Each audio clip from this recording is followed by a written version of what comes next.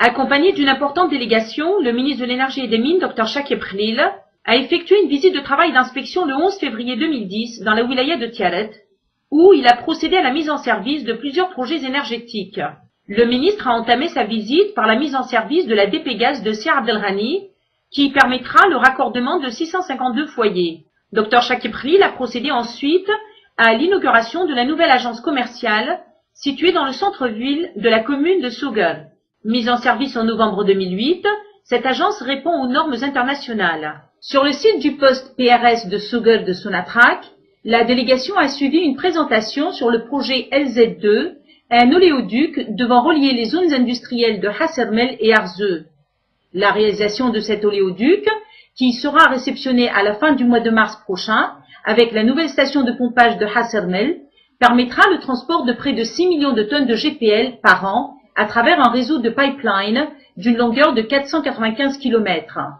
Le LZ2, qui traverse 5 wilayas, à savoir Lerwat, Tiaret, Relizane, Mascara et Oran, permettra également de sécuriser l'alimentation des unités de traitement de GPL et de préserver la sécurité des personnes ainsi que l'environnement. Au niveau de la zone industrielle de Tiaret, la délégation ministérielle a visité le site devant accueillir le projet de construction d'une nouvelle raffinerie qui s'étend sur une superficie de 300 hectares. Ce complexe assurera le traitement de près de 150 millions de tonnes par an de pétrole brut, en plus des dérivés tels que l'essence, propane et butane. Dans la localité de Viven Mesbah, située à 10 km du chef-lieu de la wilaya, le ministre a également donné le coup d'envoi à l'exploitation d'une DP Gaz.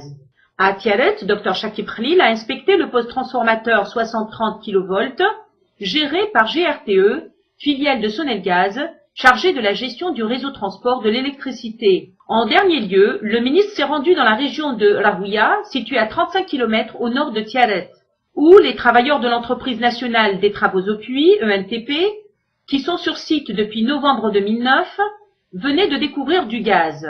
Cette découverte, la première du genre au nord de l'Algérie, sera suivie par l'exploration, dans ce bassin, de 2 autres forages. Les travailleurs de l'ENTP ont déjà foré 1650 mètres sur une profondeur prévue de 3000 mètres. La découverte de ce bassin gazier, premier du genre dans la région de Tiaret, est très prometteuse. Elle intervient après les opérations de forage menées sur un premier puits seulement.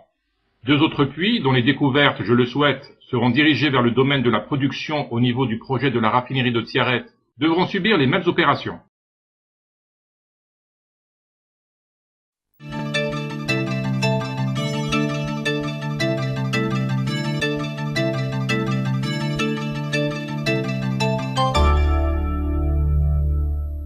قام وزير الطاقة والمناجم دكتور شكيب خليل رفقة وفد هام بزيارة عمل وتفقد لولاية تيارت في 11 فبراير 2010، أين قام بتدشين العديد من مشروعات الطاقوية. بدأ الوزير زيارته بتشغيل موزع للغاز الطبيعي بالسي عبد الغني الذي سيسمح بتزويد 652 عائلة بالغاز الطبيعي.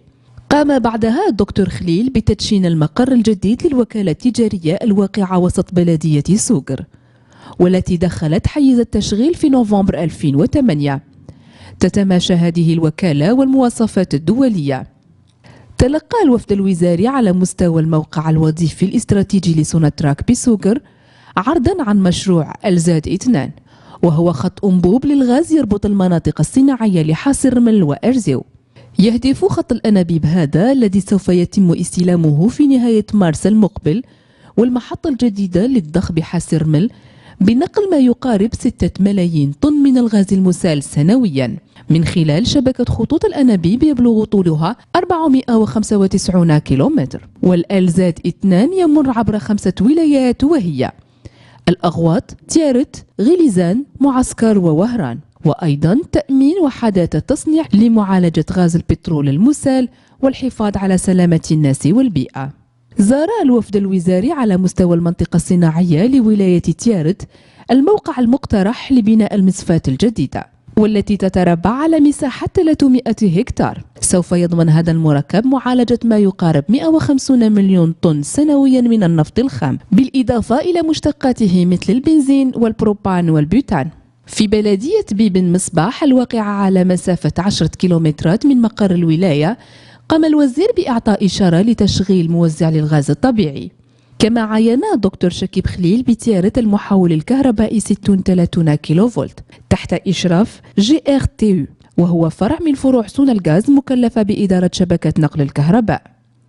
وفي الأخير توجه الوزير إلى منطقة الرهوية الواقعة على بعد 35 كيلومتر شمال ولاية تيارت، أين التقى بعمال المؤسسة الوطنية لأعمال الآبار المتواجدون بالموقع منذ نوفمبر 2009، والذين اكتشفوا الغاز. هذا الاكتشاف هو الأول من نوعه في شمال الجزائر، وسوف تتبع بعمليات للتنقيب في هذا الحوض. فقد قام عمال المؤسسة الوطنية لأعمال الآبار بحفر 1650 متر في العمق، ومن المقرر أن يصل الحفر إلى 3000 متر. هذا أول استكشاف في تيارت، في ناحية تيارت، واعطانا يعني لا باس به يعني بالنسبة إلى العمليات تاع الاستكشاف. وجدنا الغاز الطبيعي، ولكن هذا من أول يعني بئر للاستكشاف. احنا رايحين نحفروا بئرين اللي يكونوا بئرين ديال الانتاج في هذه الناحيه، وان شاء الله هذه مقدمه للمصفى اللي راح تنجز في هذه الناحيه، ويكون هذا البترول الغاز ينفع اولا المصفى، ولكن ينفع الجزائر كلها.